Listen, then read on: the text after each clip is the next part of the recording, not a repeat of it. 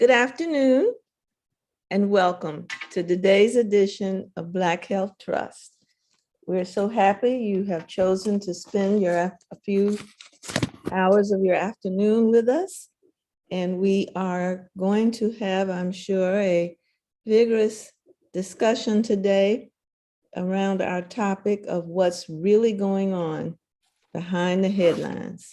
With that, without further ado, I will turn us over to our founder, Dr. Randall Maxey. Good afternoon, everyone. And as Dr. Nabert Stevens says, welcome, welcome, welcome. I also welcome our other co-moderators, Dr. Ivan Walks and Dr. Jocelyn Hines. We're so glad that you're here, and we're going to have some fun today. This is going to be an atypical but very interesting program. But I'm going to depend upon you to be active, to ask questions, to give your opinions as we go through some of our issues. What's really, and I started to put the word going on, but I spelled it right because Dr. Walks would get all over me if I spelled something wrong. So what's really going on? But we're going to start off with some information from Dr. Nabert regarding COVID. And then we're going to get at some very important issues that we started discussing last week and will likely discuss on further segments of our program. So Dr. Nabert, would you lead us into some of our information? Thank you. I'd be happy to. Simon, if you would cue me up, please.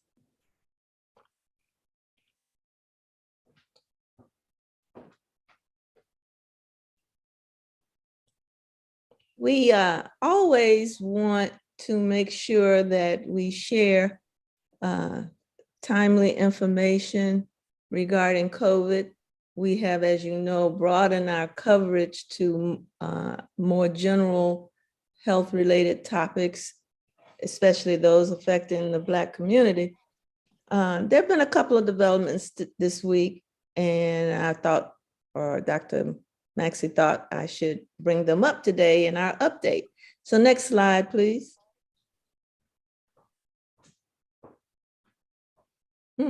Next one, please.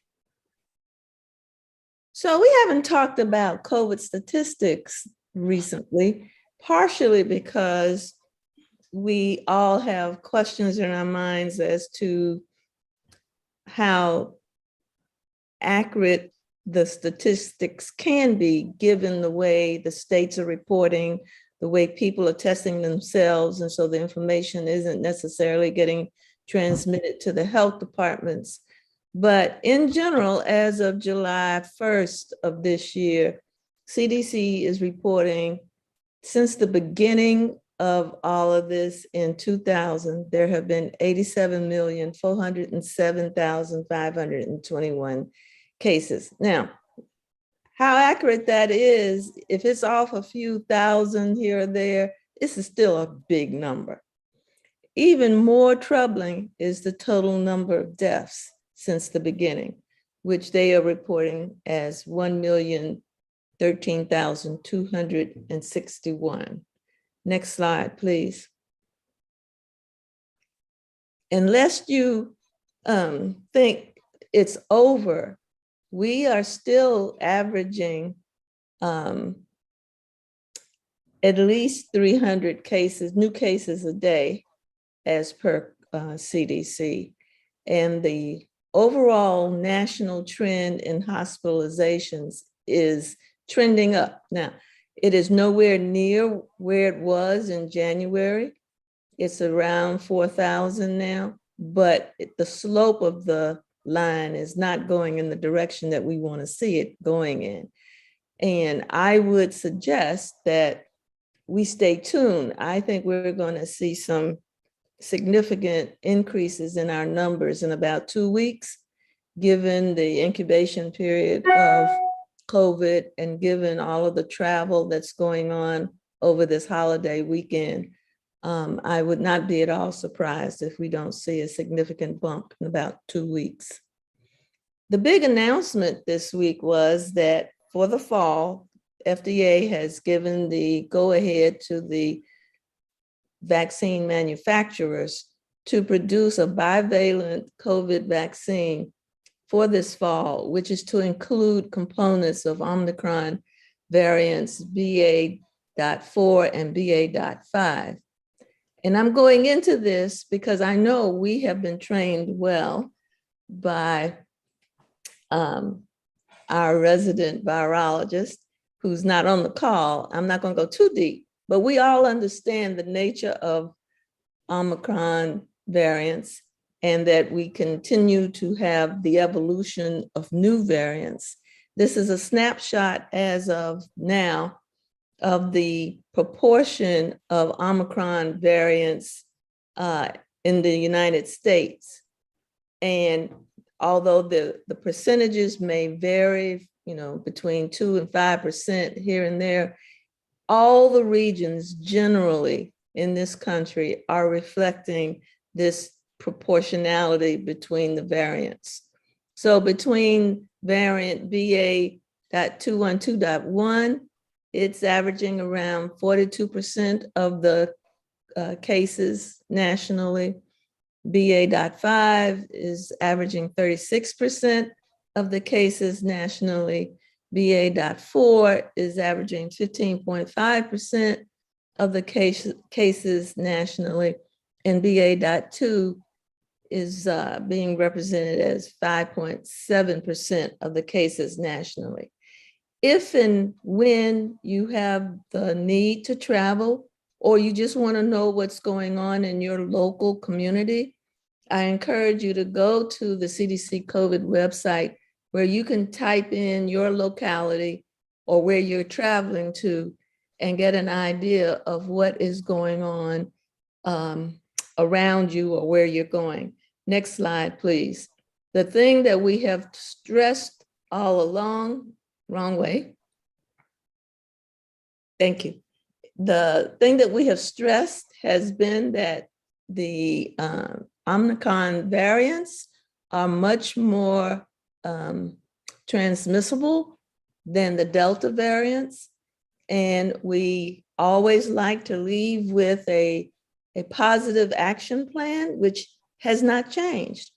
You want to get your vaccines, you want to wear your mask, whether you're indoors or outdoors, depending on the circumstances, testing, and my favorite, common sense. And with that, I turn it over to you, Dr. Maxey.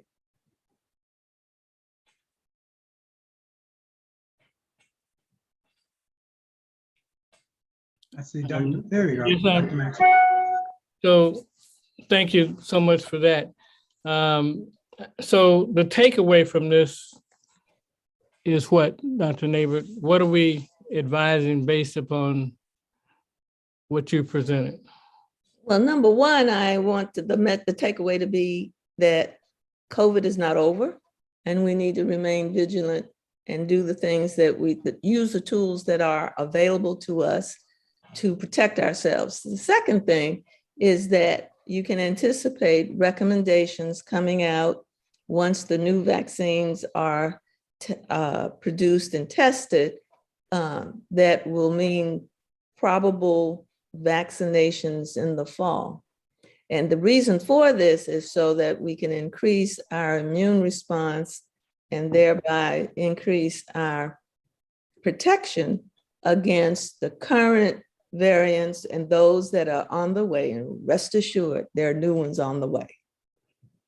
Dr. Maxey, can I just jump in for a moment? Dr. Of course. Neighbor Stevens is always so polite and eloquent. And when she gave us the numbers earlier, she said that the number of cases may be off by a few thousand. What I thought she meant us to hear was that if they're off at all, they're low. That few thousand is a few thousand that's being missed. So if anybody is thinking that the few thousand is maybe a few thousand less, that's not right. If anything, the numbers are higher than the numbers that are being reported. Is that fair to say, Dr. Neighbor Stevens? Oh, yes. And if I led anyone down that path, please excuse me, that was the wrong path for you to take. I don't think anybody went down that path. I'm just the one that's always keeping it simple the way I understand it. And can I just add one more thing? Our dear friend and consistent attendee, Dr. Steiner, put a quick question in the chat about, are the vaccines effective against the variants? And there's and let me just take that one real quick. There's a lot of talk about we're going to be adding things to the vaccine, improving the vaccine to be more effective against the variants, all of that, which is part of what Dr. Nabors-Stevens said. The bottom line is this: are we still talking about 95 and 99% effectiveness? No, we're not. Are we still talking about, yes, get your vaccine and get your booster because it is effective? Yes, we are. So there isn't any pullback from the push to encourage folks to get vaccinated because we have these, as Dr. Despani told us, boy, the viruses they're sneaky and they're going to try to get around whatever we do. Yes, they are. But until we get something better, we are using common sense and encouraging folks to use what we have. So yes, the vaccines are still effective against what is going around now. Sorry to jump in, but that's what I have. No, that's very okay. Dr. Hines, what are you doing in your patients? We're doing the same thing, right? So we're still masking, still requiring everyone to do screenings before they go, before they come into the office, when they make their appointments. We certainly are keeping people out of work if they have any kinds of COVID-related symptoms, maximizing virtual appointments and things like that when it's an option, when it's available for, whatever the issue or ailment is. Nothing has changed. There is no requirement for us at least for providers to get the second booster, simply because the recommendation right now is for people who are 50 and over and immune compromised, not across the board yet. But as Dr. Nabors-Stevens says, we keep up with whatever's going on in the CDC. As the rules are changing, we're ready to pivot and make sure that we're staying up to date with what the current recommendations and guidance are. And same as far as patient education, just reminding people that things are fluid, right? So the recommendations for now might be different in a few months. And to Dr. Nabors-Stevens' point about common sense, act accordingly, right? We should all be keeping our cooties to ourselves, whatever cooties you have. That's a good deal. What genus does that belong to, Doctor? That's old school, right? That's old school kindergarten, right? But you know how to say all the lessons you learn, you should learn in kindergarten, right? Keep all your cooties to yourself. Good. Well, let me see if I can open up the first can of worms and generate some discussion and controversy. I read earlier this week that it has been stated that the previous presidential administration, while they uncorked the vaccines, was very much trying to officially achieve so-called herd immunity. That was their real policy that they were trying to achieve. And as a result of trying to achieve herd immunity, which means having as many people exposed to the virus as possible, unwarranted numbers of deaths, especially in communities of color, resulted from that. And I understand this is not rumor, but has been verified. And really like to know what you guys think about that.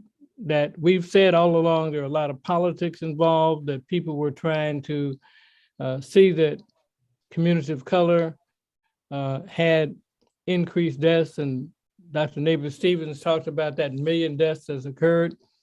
So it looks like many of these were purposeful. That's my takeaway from the information that I've been able to glean this week. But I invite my co-moderators and other members of our audience to comment, speculate on that. I know but I'm opening up a can of worms on purpose. Okay, Dr. Maxey, since you opened up a can of worms, I'm going to grab one of those worms. Because I think so often we think that people are purposefully targeting us when maybe what's going on is they don't care enough to target us. We are already behind on all of the things that kill us anyway, heart disease, diabetes, etc. And I think that folks may know that all they have to do is not prioritize us and just leave us where we are. And what's coming at us is going to get us more often. As Jesse Jackson said to me some time ago, he said, "We are the sickest and we are dying the quickest." And he was saying it about COVID, but I think it fits with a lot of other things, which is why earlier you and Dr. Nabors-Stevens talked about us broadening our scope on the Black Health Trust and looking at all the different things that come in our communities and come ugly in our communities and kill us more than other people get killed. So I don't know that there was a conspiracy or plan to kill us preferentially in the last administration, but I know that if anybody didn't care about helping us, it was the last administration. And I don't know if there's a difference between we don't care if you die and we're trying to kill you, but I just wanted to make that point that I'm not sure there was an intent to target our community as much as it was a continuation of the ignoring of the needs in our community, which may be just as bad. So Dr. Walk, that was a night crawler. You know what that is, right? I know. I grew up in that neighborhood. Go ahead. What do you think, Dr. Nabors-Stevens, Dr. Hines? I completely agree with what Dr. Walks just put forward. And while I agree, I would also say that it was also part of a consistent pattern that the Trump administration had of not using the best information or the most vetted sources, the most intelligent people or whatever to guide decision making. My understanding of that is that it came from a Dr. Atlas gentleman who was like a radiologist who was friendly with Trump, and because they had similar viewpoints, that's the route that Trump chose to go down. Not because it was vetted, it fit in line with the political view that he had at the time. And I also think that had circumstances played out differently, where vaccines and things like that would have put him in a better political light, he would have rode that train too. It wasn't about science. I'm with Dr. Walks. It wasn't about targeting us. And I think if anything, it showed just the overall disregard for human life, right? Because it's not, yes, there's a disproportionate amount of impact on people of color, but that's still a million American lives. And there's no way that he's not that smart. Like, we're not gonna give him that much, like, he's not that smart, right? But I think it's part of his consistent pattern of picking whatever suits his fancy.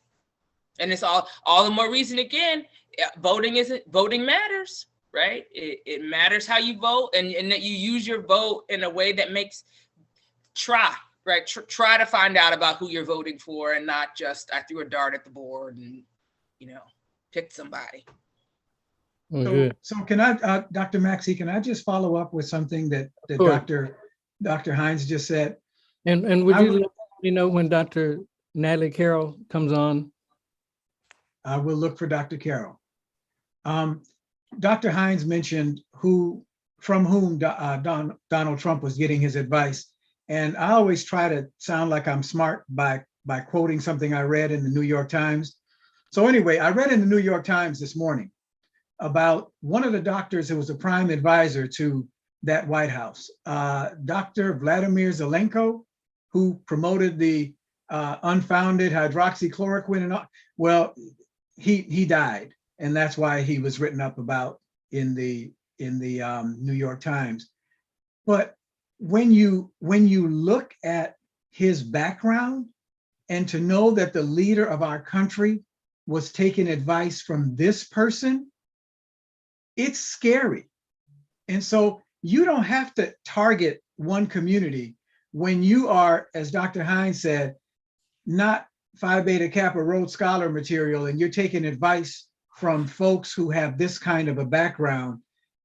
It puts all of us at risk. And I think all of that goes to the importance of how we watch what's happening in our city, county, state, and national elections. Who are we allowing to be the boss of us? Who are we allowing to set policy for us? Who are we allowing to do all of these things? And when you look back and see that the person that got voted in as the commander-in-chief of our country was taking advice from this guy, it is absolutely scary to know that that can happen.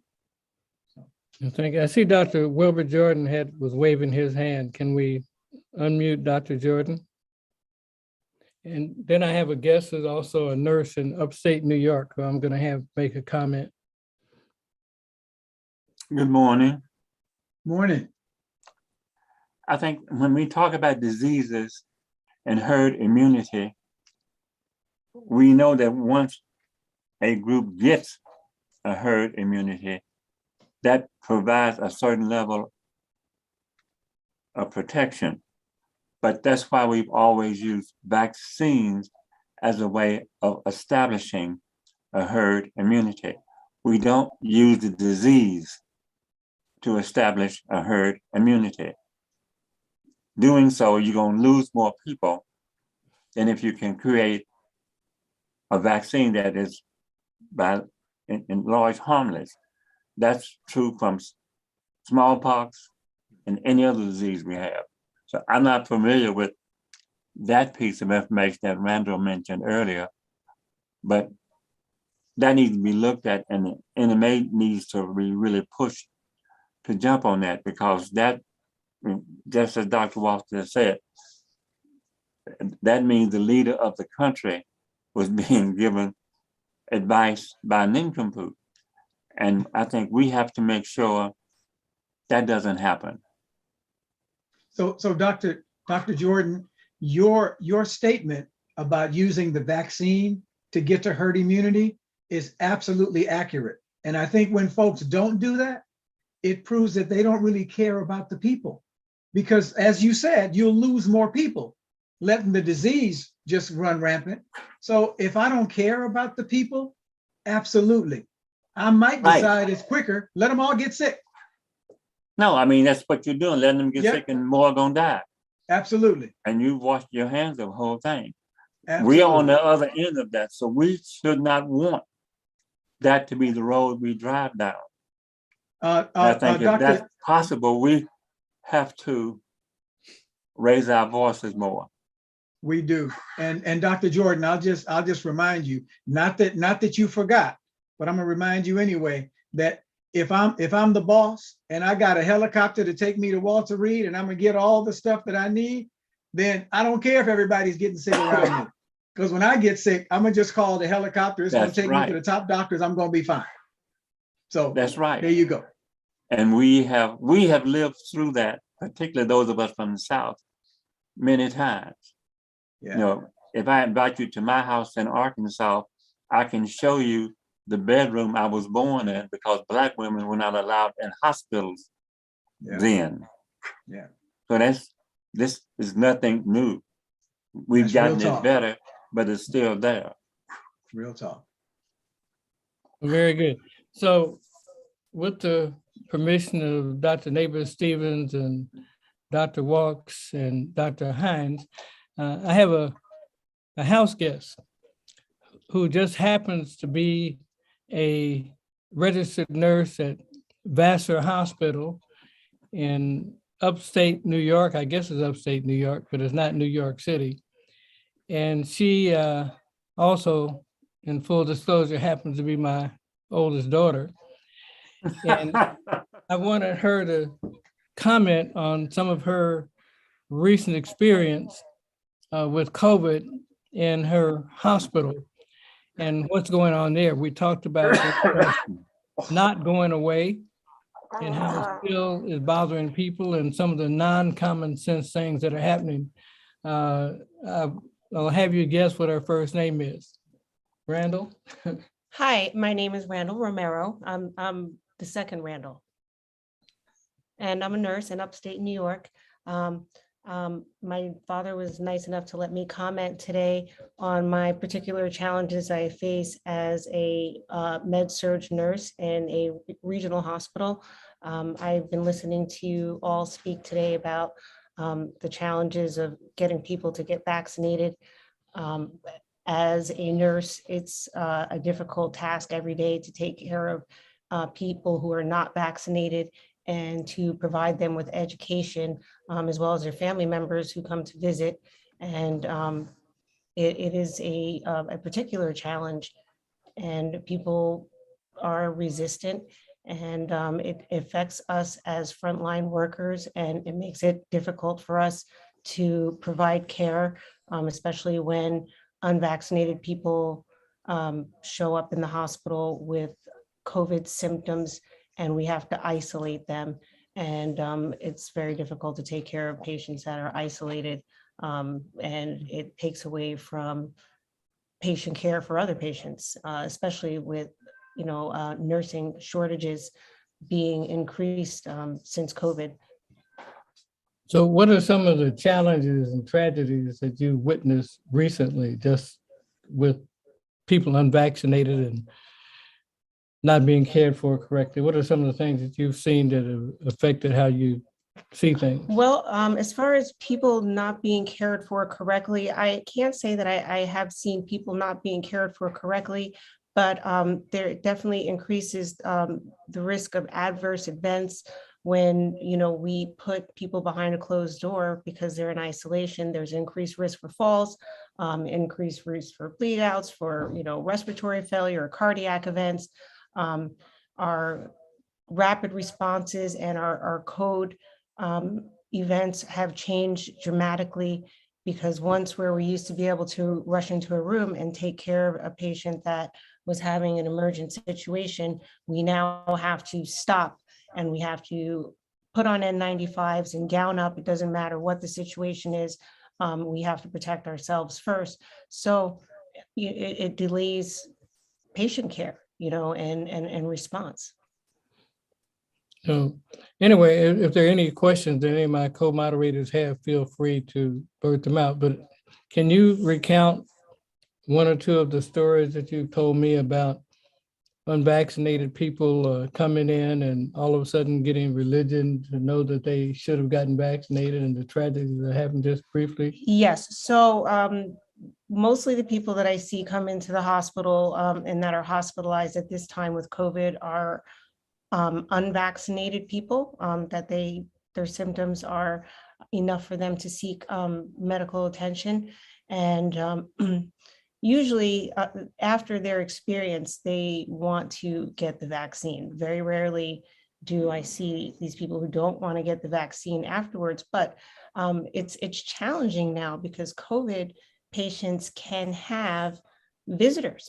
So their visitors can actually come into the hospital, go into their room, and then we have to make sure that they're keeping their mask on, at all times, because now they're risking getting it or, giving it to us, because now they can then leave this COVID positive room, walk up to the nurse's station. They're allowed to use our cafeteria after they leave a COVID positive room.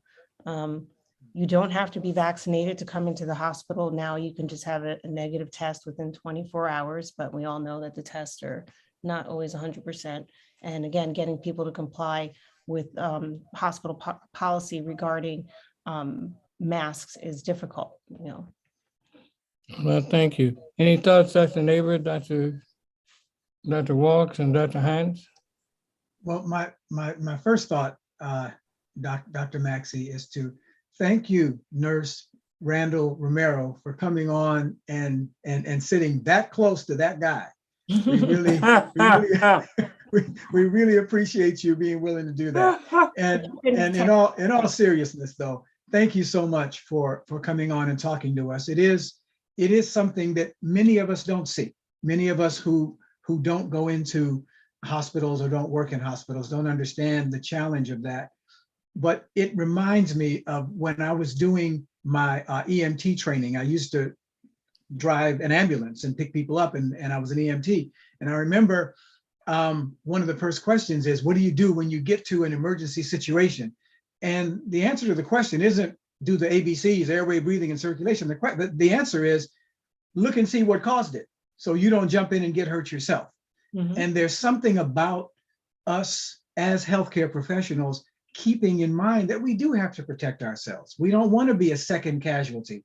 We don't want to be in the room next to the patient we're trying to care for. So I really appreciate you bringing up how important that is, that you all have to protect yourselves when you're doing patient care. And it's not about you being selfish. It's about you being able to preserve your ability to help the next patient and the patient you're caring for. So thank you for bringing that out.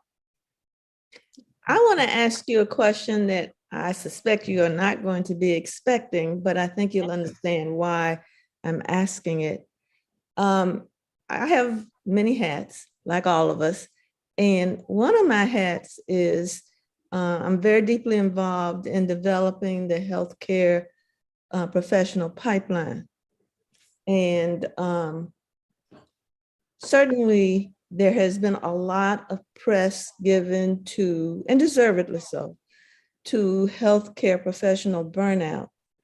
But I'm wondering if you have any words that you would share to any of our young viewers if in the audience, or to their parents or to their grandparents, that would help them to continue to feel, if they have this, to continue to feel the desire to go into the healthcare profession. That yes, it's dangerous, it's hardworking, and you get very tired. But can you speak to why you have chosen to continue to be in the healthcare profession? You know, that is a very, very unexpected question. And just give me a moment to organize my thoughts. I think I would have to say that I would have to start that at the very beginning, when this all first started, there was a lot of fear that we were going to get sick, and how are we going to provide care for these people, and where are we going to bring it home to our families. And it was hard to go forward. And we've had waves where it increased, and it was hard going to work every day, and getting off of work every night was difficult, and going home and having to decompress and still take care of your family. I would say the most important thing that helps me keep going every day, and it is hard, is finding something outside. I increase the amount of time that I work out. I try not to worry about the laundry as much. I have started meditating and just doing more self-care. And as far as how do I keep going forward, there's days that it doesn't feel rewarding, and especially with this whole vaccinated, unvaccinated thing, people take it very personally, and they can take it out on us as healthcare workers. And people are not always their best when their family members are sick, or they're sick themselves, or in a hospital. And I just have to remember that, and just put my best foot forward every day and, hope that this is going to get better and try to encourage we call them baby nurses, our young nurses who are coming up and, change the culture as far as educating them and creating a supportive environment rather than what we say as nurses throwing people under the bus. And Have you that's experienced really it. negative families and negative patients to you? And have you experienced Oh, burnout? Oh, Talk about some of that. absolutely. As far as burnout, yeah, it's exhausting work. It's the morale is low. We lose nurses daily. They come, they work for a little while, especially new nurses. They don't know what they're getting into, especially with it just being so short and the patient nurse ratio just being so off kilter. And it takes a toll on your family. It takes a toll on your kids, because you're just not mentally able to give it to them. And I'm just wondering when we're going to get out of this. And it would really help if, people would educate themselves and think about their neighbor. And yeah, I could go on and tell you stories about how people threw ice cream at our receptionist because they couldn't get in because they didn't have a vaccine card. And we have to call code grays every day because family members are being angry because they're being told to put their masks on, and people call us stupid. And yeah. Thank you. Dr. Jordan has his hand up again, Dr. Maxey. Go ahead. Dr. Jordan? Doc- Okay, I'm unmuted. This is nothing new. And we tend to forget about AIDS. And when AIDS first started, most Black doctors wouldn't treat Black patients. And there are still cities in this country where Black doctors won't treat Black patients. And I was called to Memphis once to see this patient. And what was interesting about this patient, his mother had this mark over her face. And you couldn't help but notice it. And when you asked about it, she proudly said that she'd gotten hit with a billy stick marching in Alabama. And I looked at the 4 doctors who had called me to come see this patient. And my response was, this lady got beat up so you could get your butts into medical school, and now you won't treat her son. There's something wrong with this picture. But we have the same thing, differently, but the same thing then. It's important for you to make sure you protect yourself. And you do not let someone come in, I don't care what they call you, cuss, whatever, if you're worried about that, first thing. We now have plenty of things. There's Paxlovid, you can take medicine, whatever, to do that. But I think what helped me then, because there were very few of us doing things, was really talking to fellow physicians about that. And you should be talking to that. But you never do anything that endangers yourself. And you decide what you think is safe for you, period. And don't have any guilt feelings about that. And if you find you did something wrong or you made a mistake, then admit it and change it. But I think we need you to stay there. So make sure that we do that.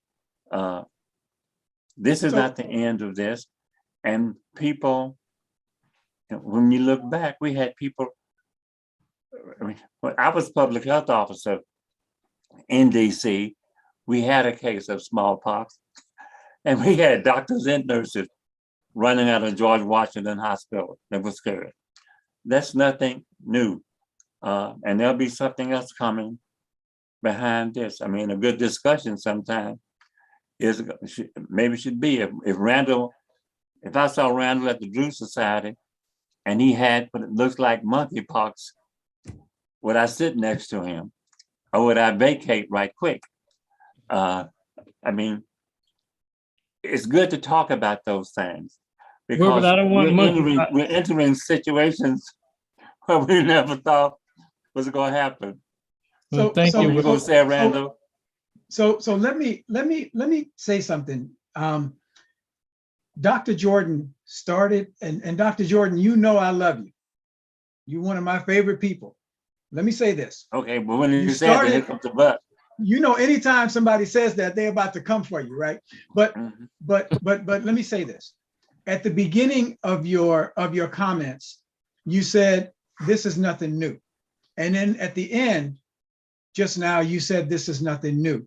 And what I want to say is I know you well enough to know that you are a 1 Corinthians chapter 16, verse 14, brother. And that little short verse says, do everything in love. So I know that your heart was to say this ain't nothing new in a camaraderie way, like we've been experiencing this, and this is something that's happened in our community. And at the same time, for the individual person, for the baby nurse, as Nurse Romero said to us, or for the young doctor, it is new.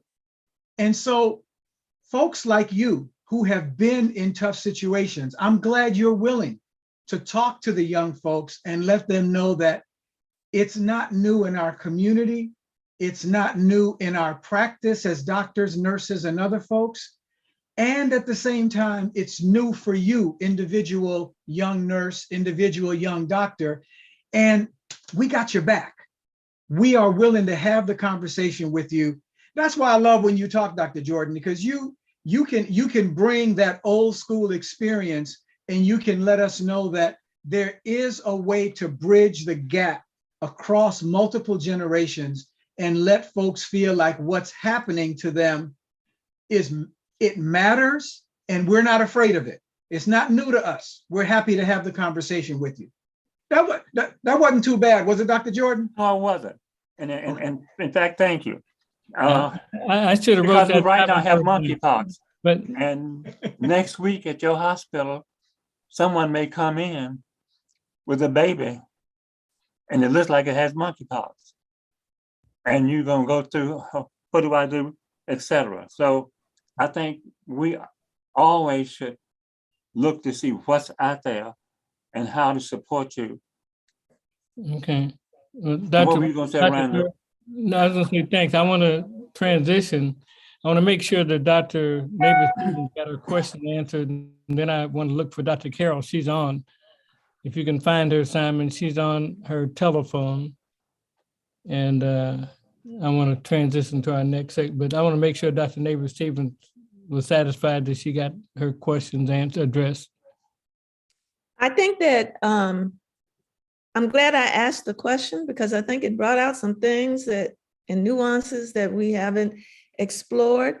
But I would ask as a last word, if you feel it or have that thought, what would you say if you were in a high school classroom of bright young students who were playing around with the notion of going into the health professions? What would you say to them now? Well, I always like to start by telling my preceptees, I do precept nurses, that I'm a 4th generation nurse. My mother was a nurse and her mother was a nurse and her mother was a nurse. It's a very respectable profession, and it's rewarding, and we're needed, and more than ever, we need bright, intelligent men and women who are open-minded and fair and have a heart for caring for people. It can be scary, but it can really make you feel good, and it's worth it. It's worth it. I Good. don't tell people to stay away from it. Thank you so much. Appreciate you. Thank you. And I'm proud of you too. Thank you, Dad. What I'd like to do, if Simon, can you find Dr. Carroll? She's definitely on. She's been listening. Dr. Maxey, do you know how Dr. Carroll's She's on her phone. box reads? What's Um, the area code? Her area code is 281. She's in Houston, Texas. And she says she's muted and doesn't know how to unmute. I don't see her. There's an M8L that, and then there are two other, Well, what I'm going to do is call her and put her on this phone. and while you're doing that, Dr. Maxey, I know Dr. Gibson had a question or a comment. Natalie? Hold on, there she is. The other number I'm on is 713. Okay, do you see a 713 Yes, number? there is a 713. And on top of that, I'm hearing myself. Okay, I got, you're going to find, you see that, Simon? Can we unmute? Did we unmute that? I can see there's one that starts with 1713, Simon, and it has a big picture of a phone. Is it 713? There we go. It's unmuted, Dr. Unmute. Maxey.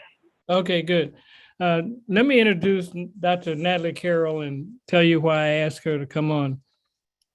She was my NMA board trustee seatmate for years when I was on the board of the National Medical Association.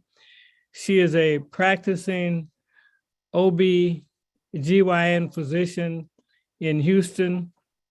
She is an honored past president of the National Medical Association, and she is dealing every day with the issues of women's health and childbirth. So I was speaking to her last night, and she told me she could potentially come on, but she had a baby ready to be delivered today and couldn't predict what time it was going to be delivered. But we had an interesting conversation about some of the impact of this anti-abortion law that the Supreme Court passed.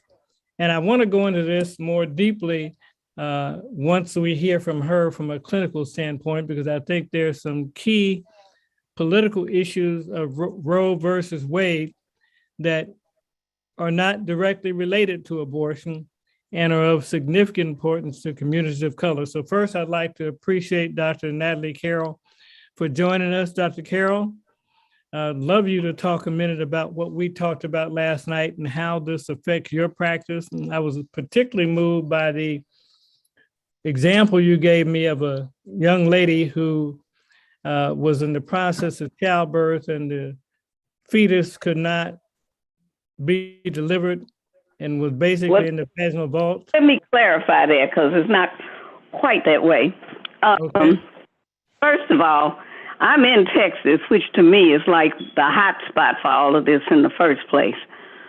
Because I cannot believe that Texas onto this, I don't know. I can't believe that Texas is doing what they're doing. But anyway, what I do want to say, and I'm going to have to change phones because this battery went down. Let's see here.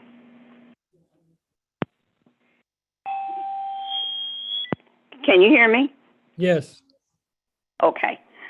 The first thing is that this abortion issue is not a political issue, and it is not anything other than, well, let me put it differently. This is a medical issue, and it needs to be dealt with in that manner. And I'm disgusted with all this stuff they're doing because they act like doctors don't have anything to do with this, and we don't know what we're doing.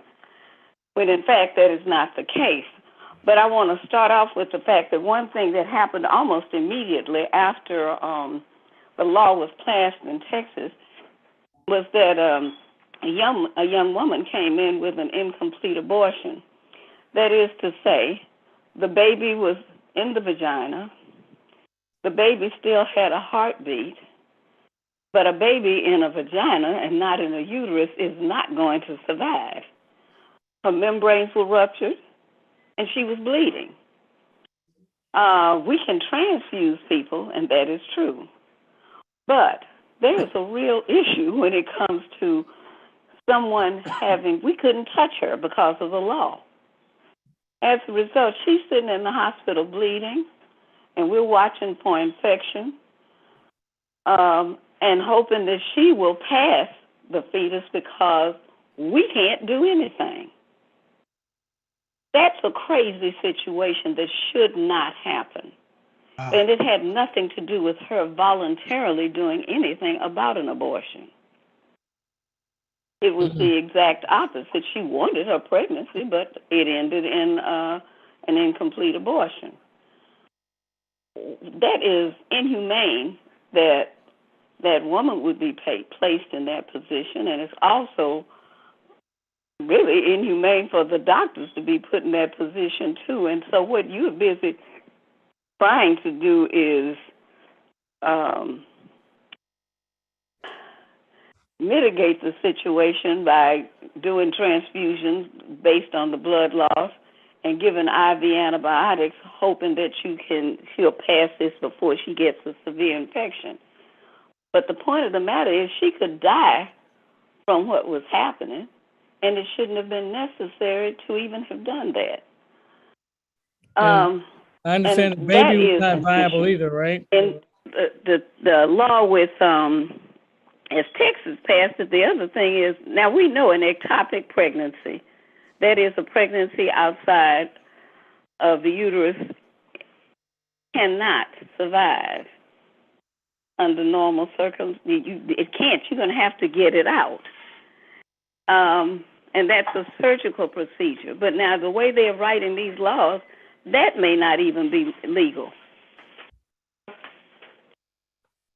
So those are two things, and I'm not even getting into the point of abortions voluntarily. I'm talking about just the routine things that happen in the first place. I further mentioned the issue of it's very interesting because they had a lady that commented on the news, accidentally it seemed to have been, that now we can have more white babies.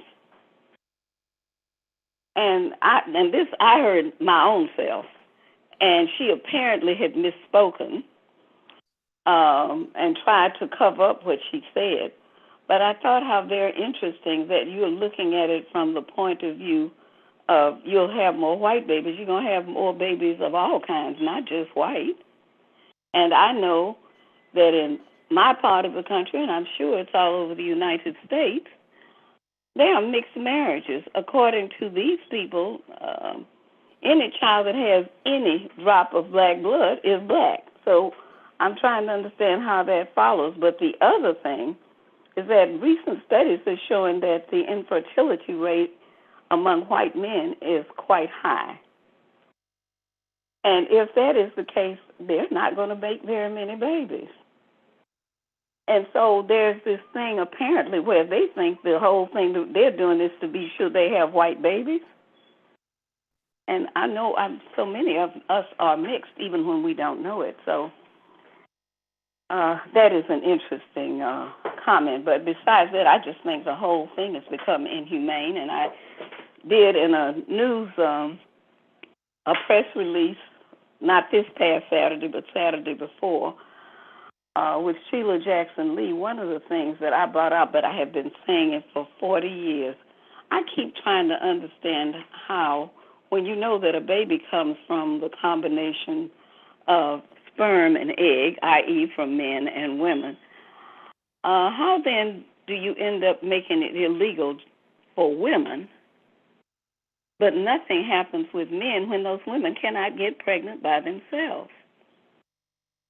There's absolutely something discriminatory about the way this is being handled. You did not legislate penises, but you did legislate vaginas.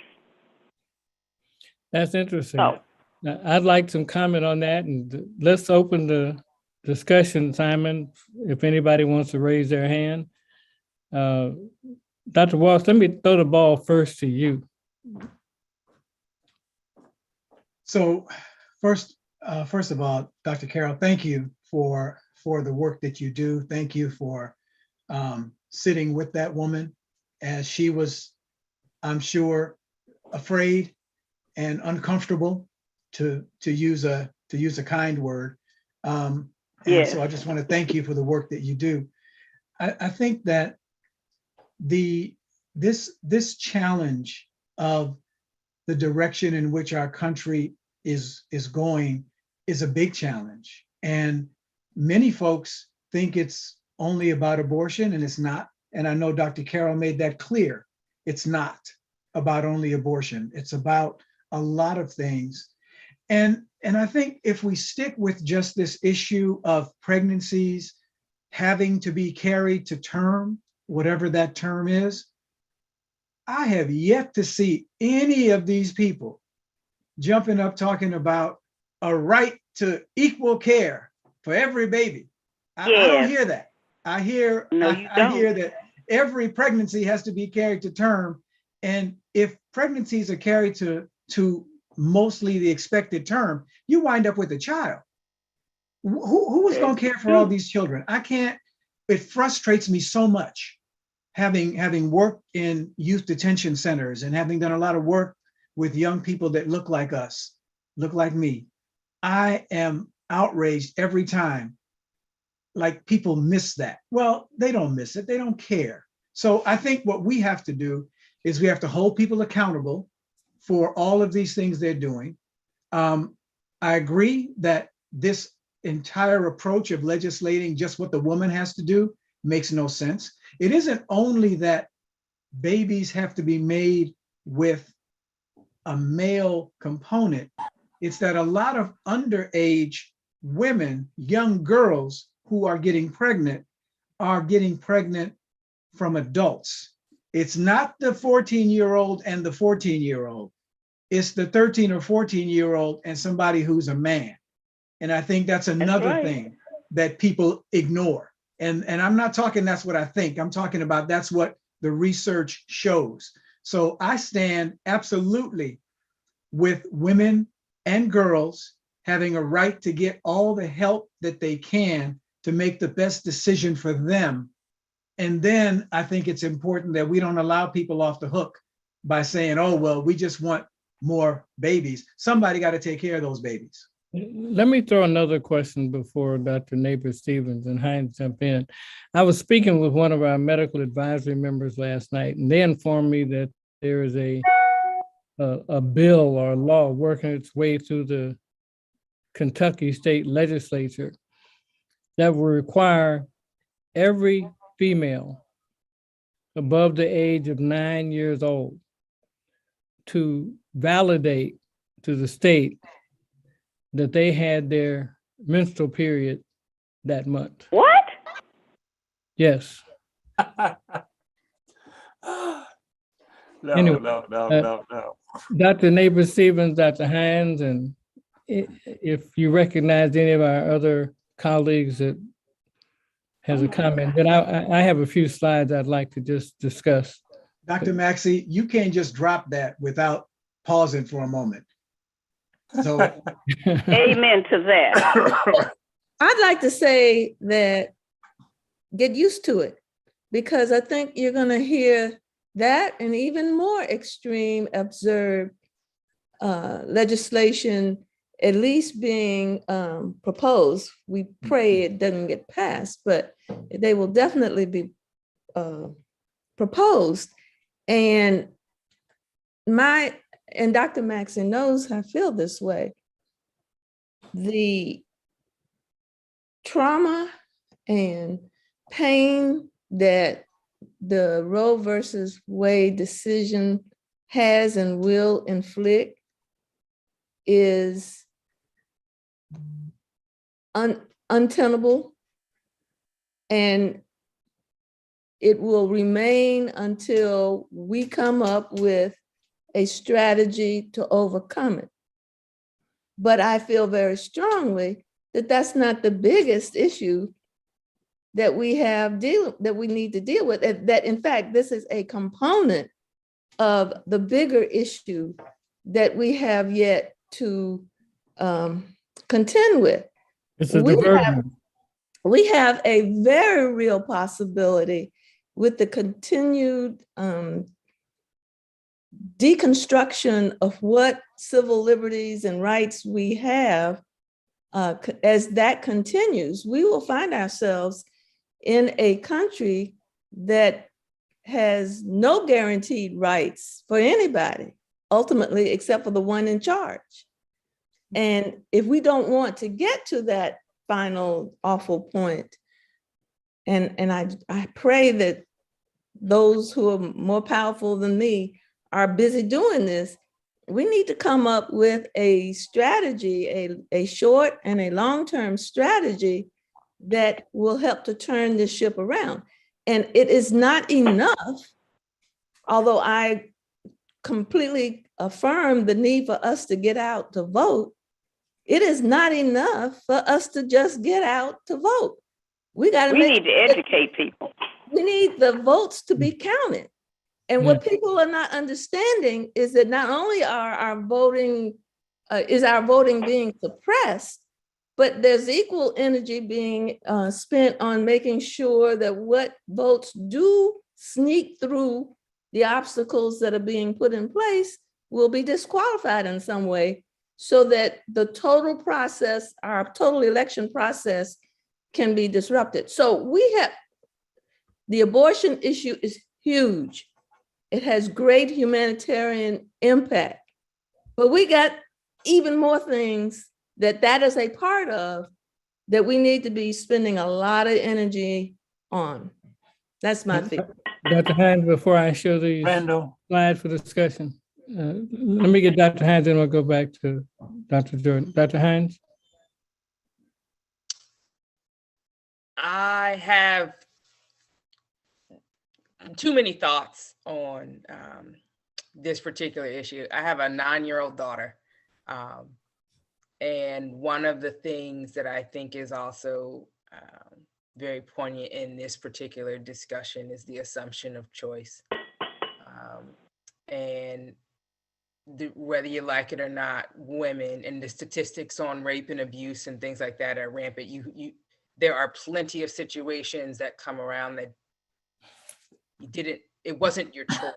You didn't put yourself in a situation, and it also speaks to the other argument on life, and really, is it about life when you don't want to regulate guns? Right, those are lives that are already here. We don't want to protect the lives that are already here. Like it's tremendous, but I do very much think about my daughter, and how specifically to talk to her differently in this world, because again, there are things that happen that are outside of your control, and that's scary. It is. Let me do this before I want to make sure that we don't go over our time. But Simon, can you put those slides up, continuing after Dr. Neighbor's slides? I just want to put out some other discussion issues. While the slides are coming up, Dr. Maxey, Dr. Gibson had raised his hand several minutes ago. I don't know if he still had a comment. Dr. Gibson? Hello? Yes. Oh, Dr. Carroll is This still is on. Dr. Carroll. I'm going to have to get off the phone. I have a little emergency here. Thank you so Okay. much, Dr. Carroll. Thank you, Dr. Carroll. All right. Thank you very much. Bye-bye. Bye. And Dr. Gibson is unmuted. Go ahead, Dr. Gibson. Actually, there's several things that I would love to address, not the least of which is something that Dr. Hines just touched on. This thing is, and Dr. Neighbor-Stevens, it's much, much bigger than just abortion. There's so many issues at play that we have to really get involved in the education part of it, because it's only after we educate that we can begin to address Dr. Walks's Corinthians allegory. It's important extremely for us to be aware not only of those nefarious plots that may be afoot to execute the more Hitler-like objectives, but we have to also be aware of the fact that we have variants that are getting out of control. We can take a look at BA 4 and 5, which are Omicron variants, which happen to be from the excuse me, unvaccinated populations. That's what's causing so much more of the rapid proliferation of these variants.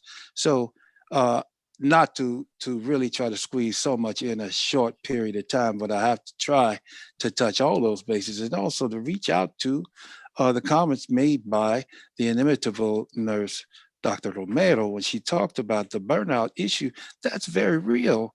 You think about these people who have put their lives on the line daily, day in and day out, and they go in, and some of them run out. And I can understand how they might run out, because they may not have the presence of mind or the peace of mind that I'm sure Dr. Romero gets from her exercise routine. And she mentioned meditation, mindfulness. These are critical things that we haven't talked about enough in terms of our armamentarium to deal with the ton of Armageddon that we face as Black people. Thank you. Thank you very much, Dr. Simon, would you put those slides up?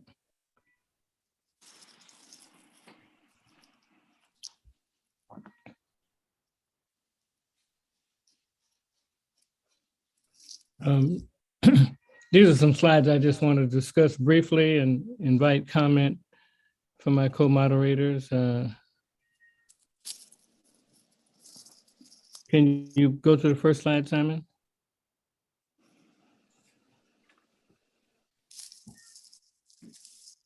So I looked at some articles in various places.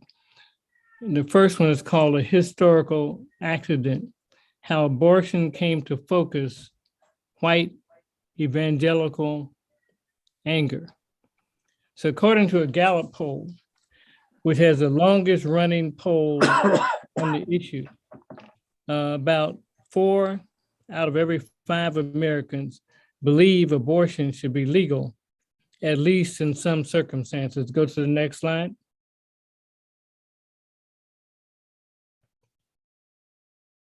So evangelicals and Catholics, the conservative anti-abortion movement was a kind of historical accident. And this gentleman, who has a very good and famous first name, who is a professor of American religious history at Dartmouth, and wrote a book called The Bad Faith Race and the Rise of the Religious Right. So it wasn't until Republican strategists sought to deflect attention away from the real narrative, which was racial integration, and to advocate on behalf of the fetus, that largely apolitical evangelical Christians and Catholics would be united within the Republican Party. So this wasn't originally something that these groups were political about, but they found a way to put them together. So the advocacy was largely nascent in 1969. Next slide.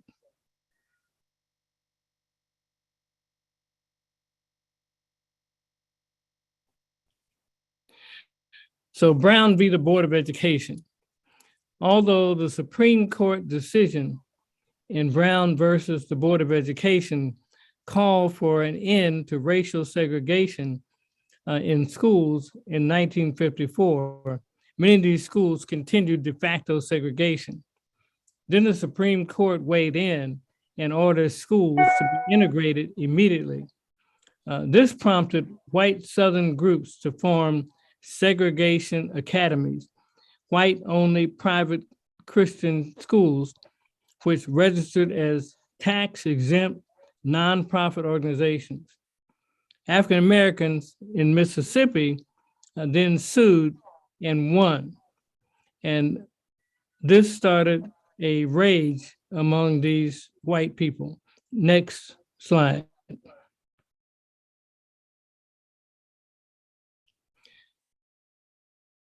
So from his view in his book, that revealed that the nonprofit status of segregated private schools catalyzed an evangelical Christian leaders' rage. But as early as the 1970s, defense of racial segregation was not a populist message. However, the defense of the fetus could be. Then the Republican operatives began to think more and test different theories that could support what they wanted to do. Eventually, abortion became the reason for evangelicals wanting to deny the demographic. This allowed them to stop Jimmy Carter, who was an evangelical, from being reelected because they put him in that pot. Next slide.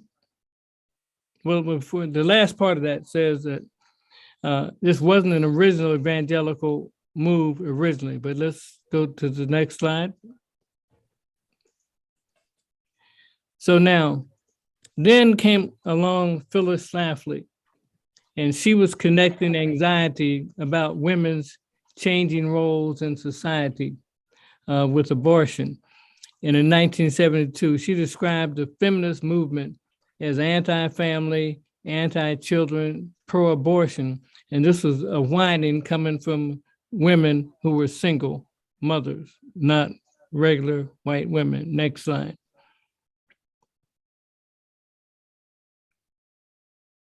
So then came Reagan and Bush. As late as 1980, the Reagan-Bush campaign wasn't certain that abortion would work for them as a political issue. However, as Reagan and Bush victory was carried in part by the religious right votes who were hooked on the promise of a constitutional amendment and a ban on abortion, they picked this up as something that would work. After their amendment failed from passing the Supreme Court. Next slide.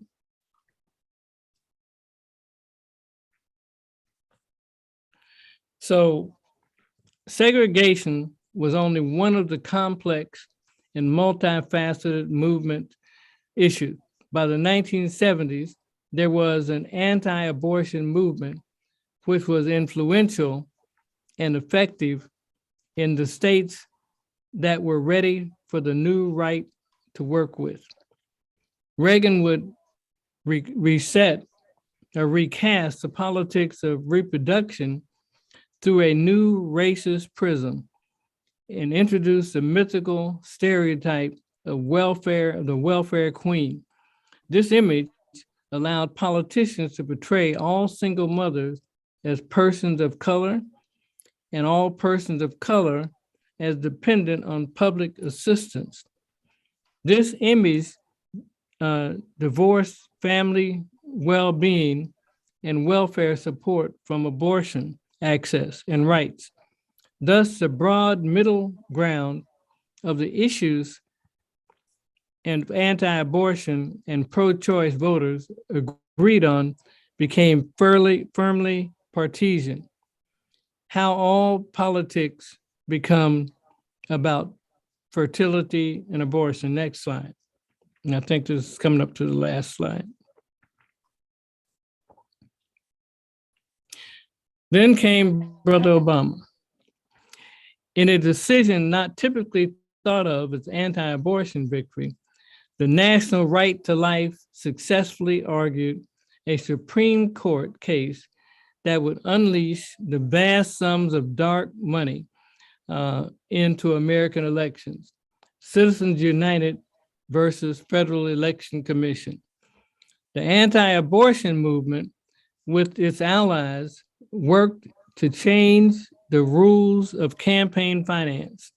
Anti-abortion lawyers played an integral part in cases like Citizens United. By the time Trump ran for president, evangelical Protestants protests had become more anti-abortion than the Catholic voters, who were once the bedrock of anti-abortion advocacy. So 77% of white evangelical Christians say the procedure should be illegal, compared with only 43% of Catholics. Next slide.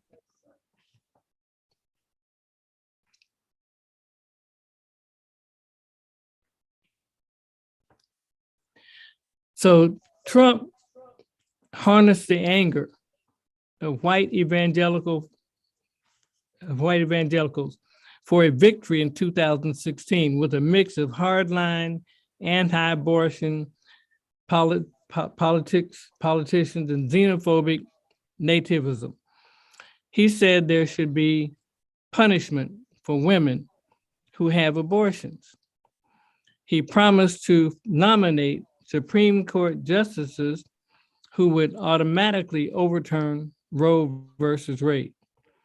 Today, overwhelmingly, white Christian nationalist voters believe that their religion should be privileged in public life, a goal to be attained by any means necessary. And that may sound familiar to you. Next slide.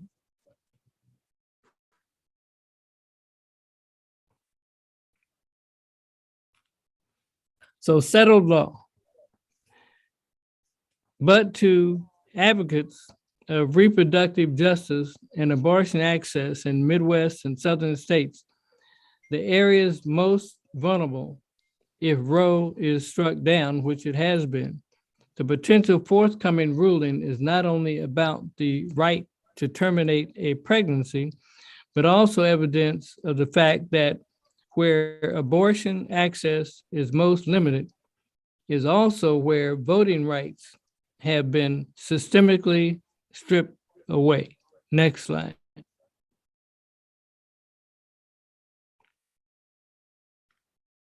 And in Texas, which we heard from Dr. Carroll about, this has been totally gerrymandered so that the anti-abortion forces are the same as the anti-voting forces, and gerrymandering has put them in control. And I'm going to make the next slide the last slide. Is there a next slide?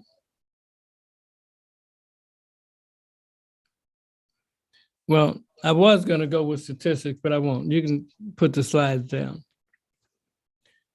But I'm led to understand that about 60% of abortions in the United States are by white women, 40% by the rest. So part of the thought process is that if they can curb just some abortions on the white side, it can help keep the percentage of numbers up. But the real concern that I have is demonstrated by what happened in the Supreme Court with Reagan Bush, with the other Bush after him, and with Trump, is that the real target that I have most fear about is the target of voting rights and of citizenship. And many of us think that Trump was unsophisticated. But what the conservative right has demonstrated, they've been very, very smart and deliberate and determined about what they were doing for the past 50 years. And they have been winning state after state. They've been winning all of the legislatures, all of the state operations that can certify voting. And like Dr. Nabert said, even if you vote in the future, your vote may be worth nothing. So my concern, not that I'm not concerned about the women's right of controlling their own body, because I am concerned about that. But I think, as Dr. Nabert and Dr. Walks and Dr. Hines have said, this is a whole issue of, at the end of the day, we will really have what we think of as American rights. And the floor is open, first to our moderators and then to others. I pass. So I'll take my time and Dr. Nabert Stevens' time, which is just a little bit of time, to say that the comment about it's not enough for us to just vote, and the concern about our votes maybe not being counted, are absolutely not a reason for us to not vote. What those statements are is a plea for us to be advocates ourselves, to talk to other people about the importance of these issues, about the reach of these issues, understanding in some depth what's possible, and then encouraging all of us to go out and vote. Because unless we begin to vote in large numbers, we are going to continue to see our rights eroded. This is America. It's highly unlikely that we're going to go out and beat people up and get the laws to change. It's highly unlikely that we're going to throw paint on buildings and get the laws to change. I think it's important for us to educate ourselves, educate each other, and whatever limited amount we can do now, for us to do it while we grow what that impact is by educating and voting and being and just understanding that it isn't just one issue that's out there. Everything is tied to something else. 100%. And we have to vote not only for the president, but for the county supervisors, the city council, and everybody from the president on down. Dr. Nabors-Stevens. Well, I think I have stated my feelings about all of this, but to give a practical example of how it's just no way around using our voting power to make the changes necessary that need to be made. Just this week, a doctor on the Florida State Health Board was put off the board by the governor because she had made very strong statements in opposition to some of the things that the governor had done around immunizations. So, you know, sometimes we think if we have a seat at the table, we can make changes, but we are going to have to use every tool in the toolbox to make the things happen that need to happen, because as long as the power is in the hands of the people that it's in, they will control the outcome. So the obvious solution is to remove them from seats of power and relieve them of the control that they currently exercise. And that's at every level, every single level. Is there anybody that needs to be unmuted? Dr. Hines didn't get a chance to comment.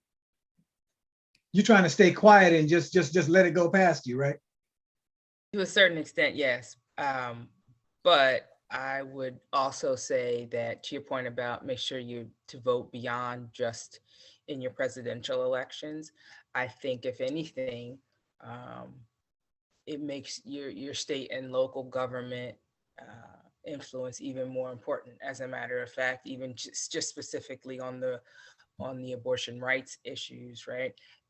At least there is variability amongst states that are a reflection of to some extent of the impact of voting in your respective states. And I say to some extent for the same reason that Dr. Nabors-Stevens was talking about before, as far as whether or not votes are actually reflective of the population that they are, and the laws and the lawmakers are representing the populations that they stand for. But at the same time,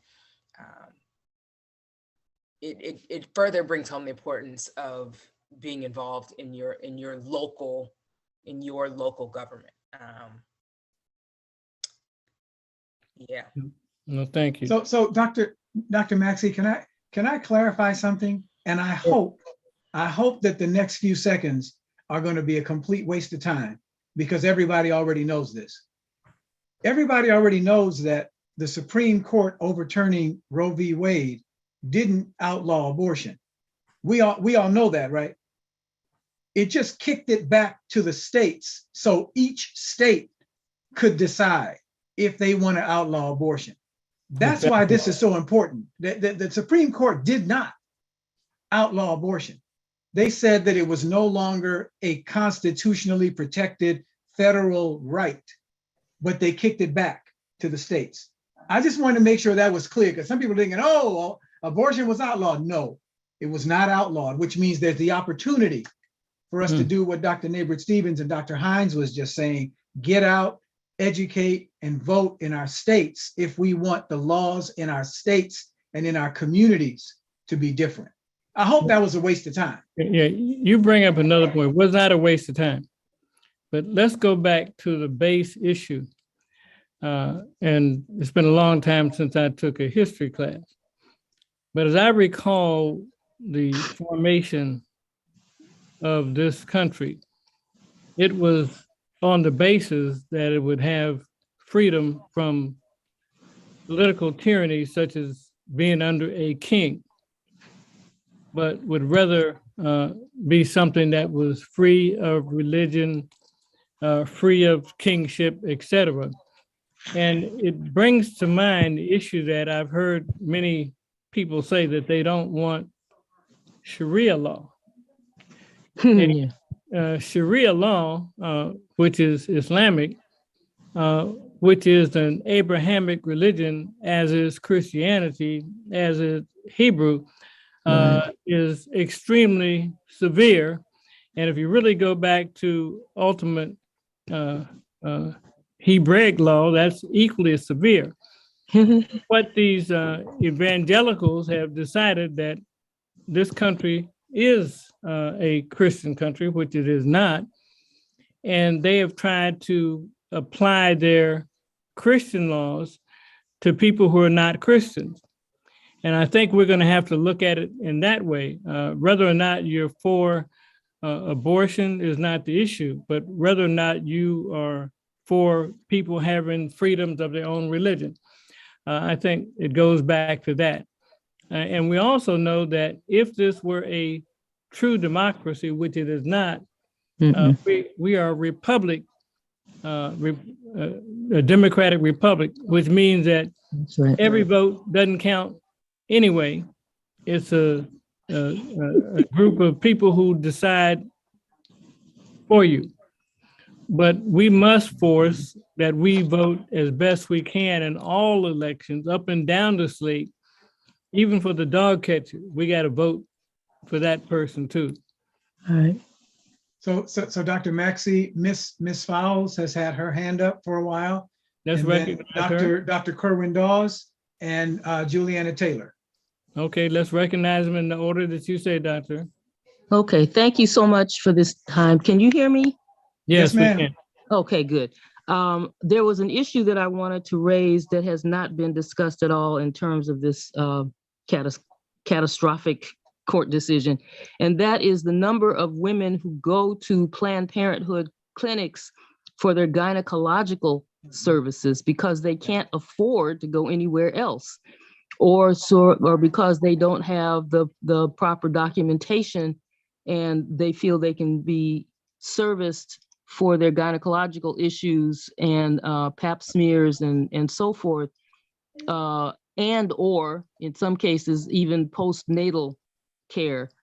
That has not been discussed at all. They have not even looked at how many women nationwide, but particularly in these sensitive states of the rural South and the Middle West, how many women have just been cut off from all access to healthcare at all.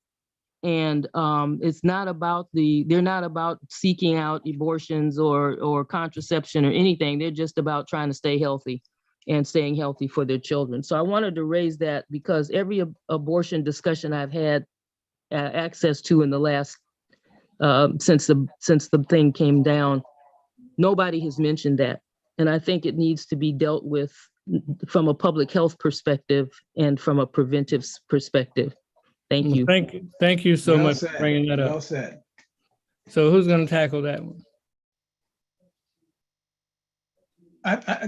Dr. Maxey, I think it was just tackled. I think Ms. Fowles raised it, explained the importance of it, and the response to it is exactly what we've been talking about, which is making sure we broaden the discussion, educate ourselves, and get out and vote. I thank her for Yeah. raising that. It's Right. it's But hugely from a important. very practical level, though, we're in that situation now. What can these women do in the meantime? They have to find a regular caretaker, whether it be a primary care doctor, an OBGYN doctor who's not associated with Planned Parenthood, and seek their care, prenatal care, postnatal care, et cetera, until we figure out an advantage of doing otherwise. But they just have to broaden where they go.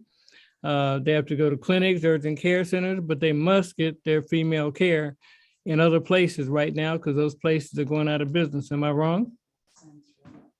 You're not wrong, Dr. Maxey. Okay.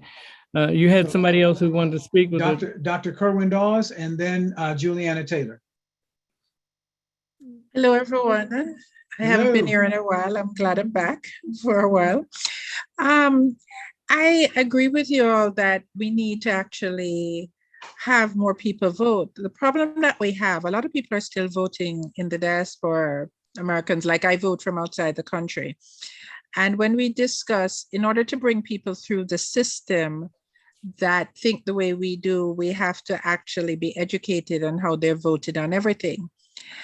And I find the regular American, you said to vote from everybody from all the way down, all the way up, are not educated. And how do we get that information to them? It is not easy to actually even find it on the web when you look up everyone. We should, at least the minorities, try to get the information together on different states and different people on voting. That makes it easier for us to access the information on who we would like our people to vote for.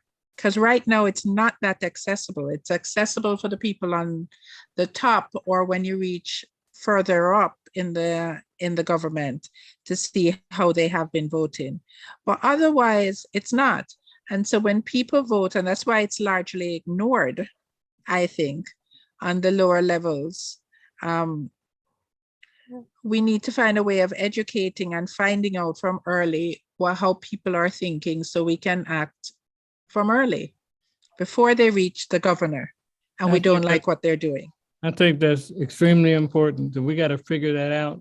And there's some thoughts because all votes initially are local from the precinct you're in, the city you're in, the state you're in, and we got to figure out how to make that communication link. And at the same time, be nonprofit. Yes. Dr. Maxey, just to first of all celebrate what Dr. Kerwin Dawes said, we go places ordinarily. Trying to ask us to add another place to that is challenging. But the places that we go, we can ask for some increased information, someone in, for example, our churches. Maybe when you go to church, there can be a table in the back that has information about who's running. Not saying, vote for John or vote for Mary, but who's running and what they stand for. And I hesitate to say this, but places where people come for trusted information, everything we're talking about impacts our health. And maybe at some point down the road, it would be useful for the Black Health Trust to have a link on our website to various different local election information, because we are one of those trusted purveyors of information. And if we were to be able to present information about what's happening in Los Angeles County, in Montgomery County, in Howard County, and other places, maybe folks would have an opportunity to do just what Dr. Kerwin Dawes is saying, be informed about what's happening locally. That is so critical. Thank you so much. I would just add that when I was in practice, I kept election materials as well as voter registration materials in my office. So I think that there are a lot of ways we can communicate the information. And I also think that there are national organizations that are very involved in this. And maybe we can tie into some of them and have them come on and talk about from a national perspective how they are trying to get making an impact on the local level. I Amen. was going to say Yeah. something similar. One of the benefits of the internet is that there are increasingly organizations that do just that, that have access to, voting records, congressional, you can see, congressional roll call votes to see how your Congress folks and senators and things like that have voted. There are way more, who's my representative, right? So you can put in, because lots of times the first part is you don't even know who people are sometimes, what district you're in and that kind of stuff. So there are way more websites dedicated to those kinds of services. There are national speak out things where they can give you the words to say, right? And essentially you can, just kind of put your name and stuff like that on information that you can send to your local legislative bodies, whether it's at the state level or county level. So there are additional resources available as compared to, in the past to get that kind of information and to help you advocate, because again, a lot of us don't necessarily know the words to say, right? And sometimes just having some dialogue that's already there for you to use, it can be the difference between whether or not I was willing to take action, because it took 12 seconds of my time versus if it took 15 minutes of my time, wasn't necessarily willing or able to do that. But it also speaks to your point before about, are you interested, right? Are you interested enough to seek out some of the information? And then the other thing I will also say is that I would say there's definitely been an increase, certainly in Black social media, especially around national elections and state elections, to just increasing awareness, voter registration. In the last, I'd probably say 10 years or so, there are some benefits to Black Twitter, and they do things. So just that there are things being done to increase the average voter's knowledge about who their politicians are and what they're doing. So I think that we should move in that direction as Dr. Walk suggested. I do have one concern about the internet before we go to our next, that it's very easy to be redirected and go down the misinformation rabbit hole, and we got to be careful of that. So we got to inform people. There was a third person you mentioned, Dr. Walk. Yes, sir. Juliana Taylor, one of our regular attendees, had her hand up. If we can get her unmuted. There we go. Hi, good afternoon, everyone. Good afternoon. I just want to say that in light of everything that happened recently with Roe v. Wade being overturned, I hope that it doesn't eventually trickle down to other rights that women have, like the right to family planning. I began my career approximately 33 years ago with the title of public health educator, working for one of the federally qualified health centers in Philadelphia. And I'm reside in Philadelphia now. I helped to coordinate a program it was a teen pregnancy prevention program for adolescents. So I provided family planning, counseling, and education to adolescents and adults as well. But it was a grant-funded program, mainly for adolescents. So, but I just hope that that's not affected in the future. Women's rights to seek family planning. We're concerned about women's rights, but we're concerned about all rights. Right, exactly. And we believe that there may be a bleed over, no pun intended, to all of those rights, not only women's rights. And I think your point is well taken. We thank you for offering your opinion. I know we're at the hour when we need to talk about closing. I wonder if there's a comment from, is it New Hampshire or Vermont?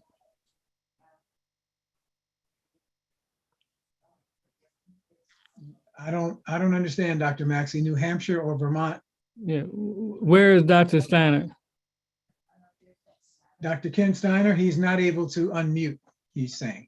If we can. Here we unmute go. Dr. Okay, thank you. Hi, Ivan. Good afternoon. Hi, Ken.